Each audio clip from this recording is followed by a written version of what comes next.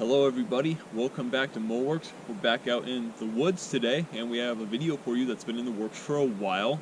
And I think the best way to start it off is to introduce my friend here who has helped in this video. Well, hello everybody, my name is Dylan. I am Mo's friend, and today, together, we're going to be reviewing the accuracy for this Armi-Jager AP74. It is an M16A1 clone. Not exactly like it, not a one-for-one, but pretty dang close if you ask me. It was produced from the 70s through the 90s in Italy for a Army training rifle, if I've done my research correctly.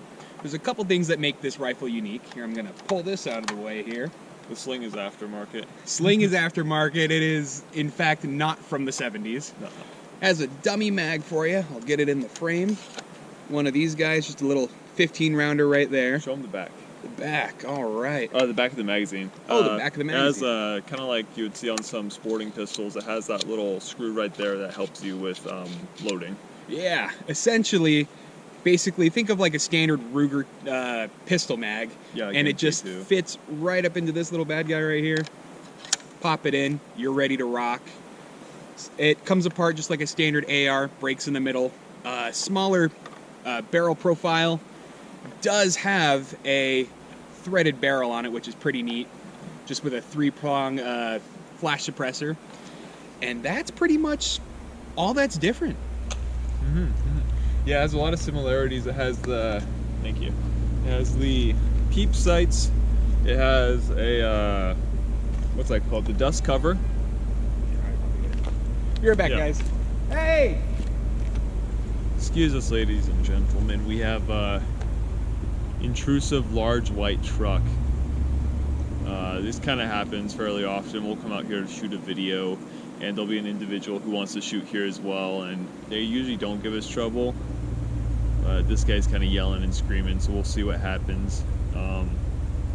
Not too worried. This is a pretty calm part of the country, but you'll never know, so I'm just going to keep an eye on my friend here as he sorts it out. Okay, everybody, so we're back. The individual that pulled in, he was just looking for his dog. Apparently he lost it out in the woods, which isn't great, but I'm sure the dog will be found soon. Unless it's an Irish setter, and then you'll never find it. Luckily, it was just a little German Shepherd, 2 years old. Okay. Probably somewhere playing around, you know how dogs are. Yeah. But it sounds to me that we're going to cover some unique aspects of the AP74 now, specifically regarding the safety and little grip here. Yeah, the hand grip. So the hand grip, as you can probably tell if you know anything about AP74s, it's different than the one it comes with, because the one it comes with is no longer here. This is one I've actually 3D printed, and it took a lot of trial and error because the AP74, it is very AR-like, or what did you say it was?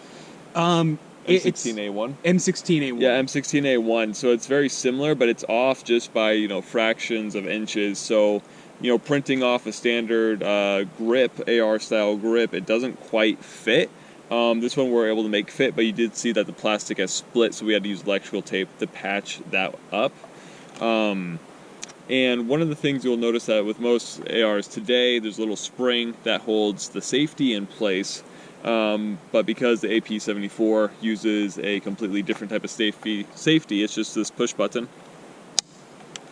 And you can see that the red indicator is on the right, which is somewhat unusual to modern American handgun, or modern American guns in general.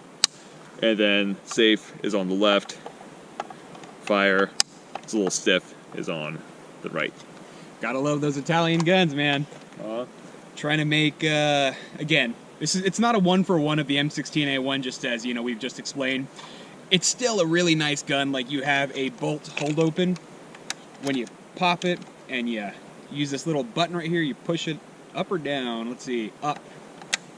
And as soon as you do that, the bolt is held open. Mm-hmm. Pretty neat, and same deal as normal with a regular AR, because, it's going to stop on the mag. When you're ready to go, I'll display it.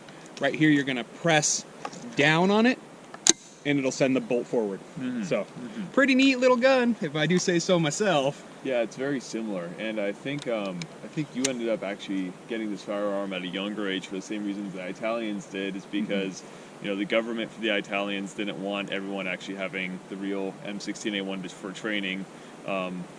Yeah. And that was basically for me when I was younger, I wanted to be a police officer, and I was always training on, AR-15 adjacent platforms, but this was probably the best one for learning trigger discipline, just learning how to wield this firearm. It's a great little tool, especially if you're just getting into it, and if you don't really want to spend the money on 223 or 556, you can't go wrong with an Armi-Jager AP74. They average about $200 to $400 on Gunbroker, so get them while you can. They don't make these anymore, so they're getting rarer and rarer. So honestly, take a look on Gunbroker, or maybe stop by your local pawn shop, see if they've got one of these bad boys. It's not a bad purchase. No, and if you already have one, consider getting a parts one before they're gone as well. 100%. Yeah, we're missing just a couple parts on this one. Nothing too critical, nothing we can't replace, fortunately. But I know some people have some problems with the internals, and those are a lot harder to fabricate. A lot harder. Yeah. Okay, so we're going to get into the basic accuracy testing here in a minute. That's basically just going to be us shooting at some shoot and see targets. I wanted to try a couple different ammos through this because it is known to be ammo picky. Our first one is the CCI Mini Mag. This is the 36 grain hollow point model. These are known for running great through just about everything, so we're going to start off with these. Then we'll go to this more specialty Aguila subsonic hollow points. This is a full lead bullet, but it's also a hollow point. That's why I bought it. I thought it was kind of interesting. These are 38 grains, so 2 grains heavier than the Mini Mag, but traveling significantly slower. And then we'll go up to some standard 22 Super Extra Aguila, and this is just your standard 40 grain lead round nose. It is traveling not quite hyper velocity, but 1,130 feet per second. We'll probably get pretty close to that coming out of, is that a 16-inch barrel? Yeah. 16-inch barrel, yeah, so pretty close to that. And then we'll finish off with this American Eagle suppressor, and this is 45 grain 22. You don't see a lot of that, and we're wondering if the heavier grain is going to help it cycle a little better. Okay, so we will get this guy loaded up.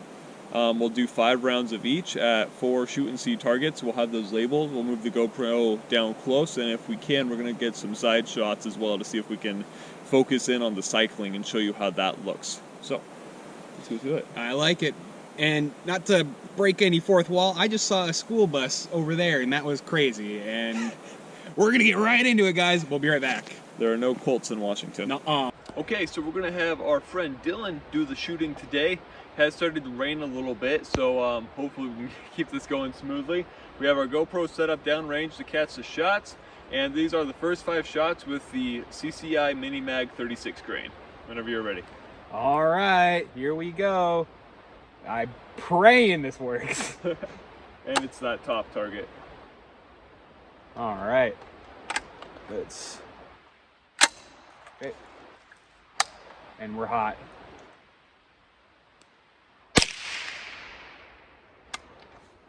Did not like that second one.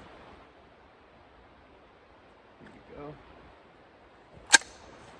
But another.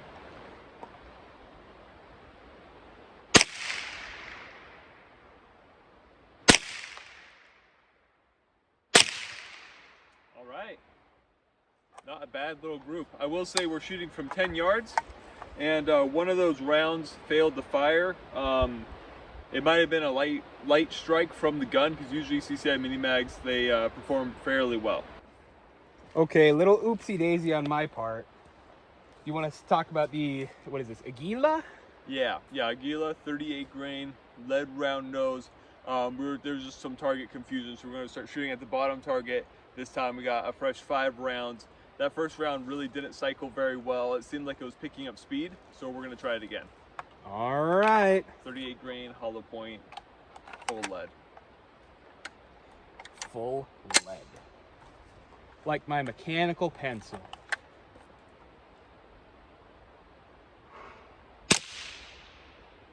Did not want to cycle that guy.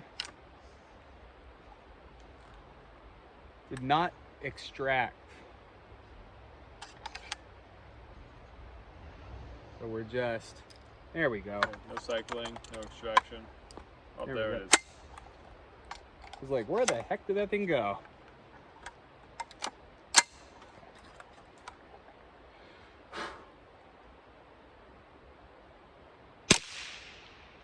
Nice. Same thing.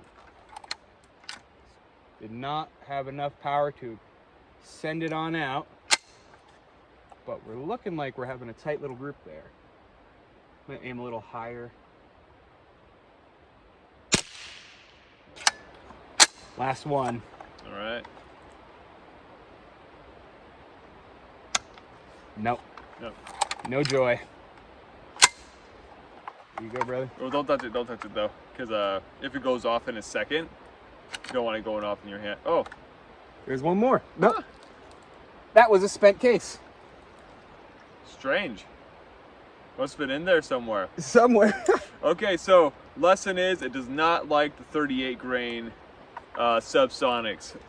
So far, it doesn't like any of the subsonics. So we'll reload that magazine again. All right. All right, guys. So that was our first round of testing. As you can see, the mini mag, I believe it was these top 4. Not a bad little group. It cycled okay. And then the 38 grain subsonic, very tight little group. It's probably about an inch or less. However, they cycled horribly and most of them didn't even go off. So let's try out this new one. This is going to be the Aguila 40 grain lead round nose, 1,330 feet per second, just really standard lead round nose, 22 bullet, and we'll see how it runs. We are safety off. Send it down. Top target. Top target. Here we go, boys. Did not shoot the first round.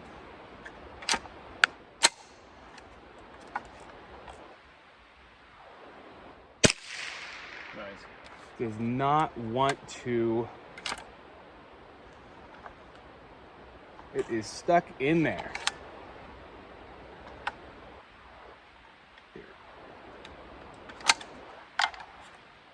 We're gonna have to consult my handy dandy multi-tool, so we will be right back.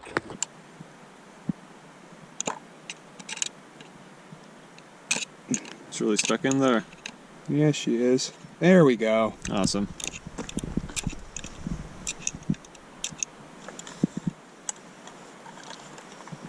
There we are. Oh, there we are.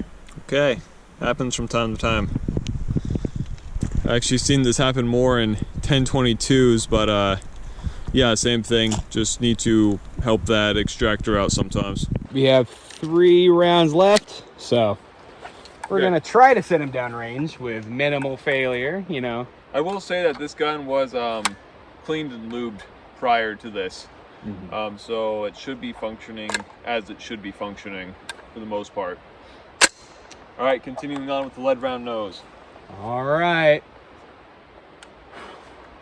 Top target.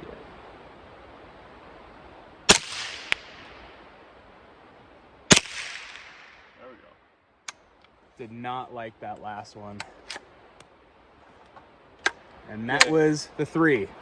Failed to fire last one. All right. So yeah, not a great group. Didn't like that one very much. No. Okay, on to our last one and the one I'm most hopeful for, the 45 grain Federal suppressor. All right, we got our 45 grain Federal suppressor. I'm hoping that the heavier bullet helps it cycle a little better, but we'll try it out. We'll see what type of grouping we get with it, and yeah, we'll do it from there. All righty. We can pray to the gods real quick. Oh, we had a failure to feed. Really? Right out of the gate. You can see that tip is actually significantly dented in. It makes you wonder if perhaps these bullets are a little too long. Could be. Or maybe it's just this bullet in particular. We'll try it again. All right, we have 3 left, or if you're in France, 3. Okay, took it. All right. Bottom target, here we go.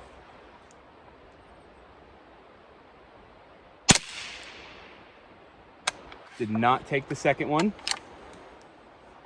But it did cycle? Yeah, it cycled. Just didn't want to shoot that bullet. Did not take that last bullet either. All right, ladies and gentlemen. Didn't like them. Didn't like them. All right. So let me go grab that target real quick and we'll kind of give some of our thoughts. I'll tell you what, guys. This rifle is almost 40 years old at this point. Has had probably quite a bit of owners. But all things considered, it should be cycling. You never know. Yeah, so we only got one shot with that Federal suppressor, and our grouping with the lead round nose was not that great. I think it's safe to say, considering the variety of ammos that we tried today and their performance, that it is likely something in the firing mechanism of the gun that is not making all of these go off. You know, before we had the handle completely fixed and secured, we were actually shooting this quite a bit and it wasn't giving us nearly the issues it was today, which is a little bit strange, because since then it's just been sitting in a gun safe. It's been, you know, maintenance regularly. It's been, you know, improved upon. Do you think that the missing butt plate would have anything to do with that? Maybe it like causes it to limp wrist? Potentially, because this has an interesting buffer tube. If you can take a look at it, it is, again, out of, you know, it's unorthodox, out of the ordinary. It takes, let's see if I can show it. There we go. You have one missing screw here and another one right up here. So in a perfect world, that may have affected, you know, perhaps something in the rifle, but for the moment, we cannot be sure. We'll have to do like a follow-up or something like that when everything is functioning and firing on all cylinders. Yeah, and I imagine that after we're through with this video, we're going to do some more test firing. And I think for a lot of the videos you've seen on Moworks so far, there's going to be follow-up videos. I'm definitely anticipating a follow-up video to our cut shells. We're going to do like a cut shell with like birdshot, buckshot, and even a slug, which is silly, but it, you know, just for the sake of experimenting. But I think we'll definitely have more trial and error with this gun. We're going to keep on trying new things and hopefully get it cycling, because it was working just a couple months ago, and that's what I wanted to show you guys today. But you know, sometimes things don't work out like that. Sometimes little gremlins get in the machine. So yeah, we'll definitely keep on working on it for you guys. Gotta get those goblins, guys. Come on, keep the goblins out of your gun safe. We gotta keep them out of there. Gotta keep them out of there with ballistol, with Pops 9, WD-40, cleaning patches. Oh yeah, yeah. Okay. Well, I hope you guys enjoyed our guest today. Do you want to kind of shameless promotion? Oh yeah, shameless plug. Here we go. Yeah. So my name is Dylan once more. You can find me on twitch.tv/BasedBalor. That is BASED, no space, BALOR. You can also subscribe to my YouTube channel, same thing, youtube.com/BasedBalor. You can see some clips of me playing some video games. We've been doing a playthrough of The Walking Dead Telltale Games, which one of my favorite series of all times, but feel free to check it out. But give my guy Mo over here a subscribe, a like, and follow him on whatever he has available, because he deserves the exposure. He's a great guy, and he gives you this fantastic content. All right, guys. For sure. Yeah, and you know, BasedBalor, streaming on Twitch. He goes a lot more into comedy. We're pretty serious today because we're shooting for accuracy. But yeah, definitely give him a look.